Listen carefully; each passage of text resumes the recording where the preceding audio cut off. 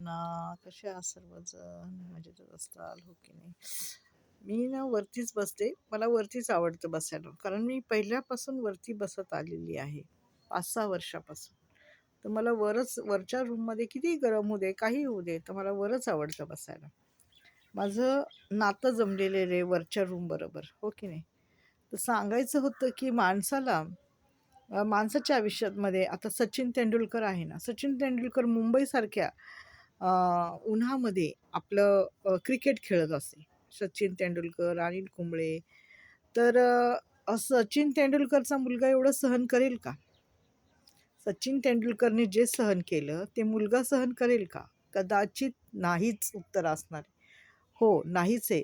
कारण का सचिन तेंडुलकरचा मुलगा वेगळ्या वातावरणात वाढलेला आहे आणि सचिन तेंडुलकरांनी खूप कष्टाने, मेहनतीने तो त्या मास्टर ब्लास्टरपर्यंत पोहोचलेला आहे. तर असंच असतं.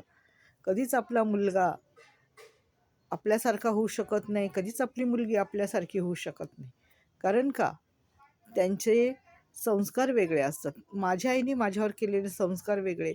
आम्हाला कितीही पण वाईट परिस्थिती येऊ द्या, कितीही कठीण परिस्थिती येऊ द्या, आम्हाला खायला नसू द्या, आमच्यासमोर कितीही लोकांनी काही चुगल्या केल्या, काही केलं, म्हणजे ह्याचं त्याला, त्याचं त्याला सांगितलं आणि घरात भांडणं लावली, एकमेकाची मनं वाईट केली, तरी पण ती गोष्ट मला स्वतःला सांभाळण्याची, पेलण्याची ताकद आहे. कारण का? माझ्यात तेवढी शक्ती आहे, की मी सर्व गोष्टी हँडल करू शकते. हो की नाही? आणि पहिली गोष्ट म्हणजे चुगली करणाऱ्या लोकांपासून मी लांबच राहते. जे खायला भेटतं म्हणून इकडची चुगली तिकडं, तिकडची चुगली इकडं करतात ना, त्या लोकांपासून तर मी कितीकही वर्ष झाले मी लांबच आहे.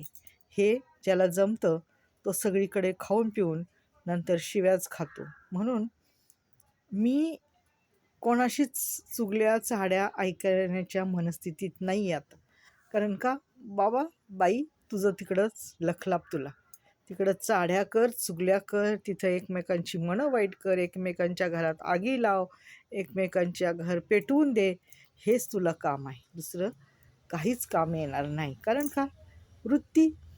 आता बघा, मी आहे ना, मी कोणाच्याच म्हणजे अपेक्षा करत नाही, की चला अरे ह्याच्या घरी जाऊ, ह्याच्या घरी जाऊन टाईमपास करू. मला कोणी काही कामानिमित्त बोलवलं तरच मी जाते. नाहीतर मी जातही नाही. आता तर ते मी सोडून टाकलं. पहिले माझ्या घरात खूप भांडणं व्हायची, मनस्ताप व्हायचा म्हणून मी इकडं-तिकडं जायचे. काय मला खायला भेटत नव्हतं म्हणून मी जात नव्हते असं नाही. माझ्या डोक्याला खूप मनस्ताप व्हायचा, शांतता पाहिजे होती म्हणून मी जात. आता नाही. आता मी कित्येक दिवस कोणाच्याच घरी जात नाही. माझं घर आहे ना, शांत आहे, समाधानी आहे. तर मी माझ्याच घरात राहते. सांगायचं म्हणजे जशी माणसाची वृत्ती असते ना, तसंच माणूस वागतं. ते खोट्याला साथ देतं, खोट्याशी नातं ठेवतं, खोट्याला ते अजून भडकावण्याचं काम करतं. असो, हे सर्व नंतर तुमच्या पण घरात घडणारच आहे. कारण तुम्ही दुसऱ्याच्या घरात आग लावली, तर ती थोडी ना थोडी आग तर तुम्हाला तुमच्या हातापायाला लागल्याशिवाय राहणार आहे का? नाही. एवढं मात्र खरं आहे. म्हणून माझा आहे ना वरच्यावर विश्वास आहे. माझा जितका वरच्यावर विश्वास आहे ना, तितका माझा खालच्या कोणाच्यावरच नाही.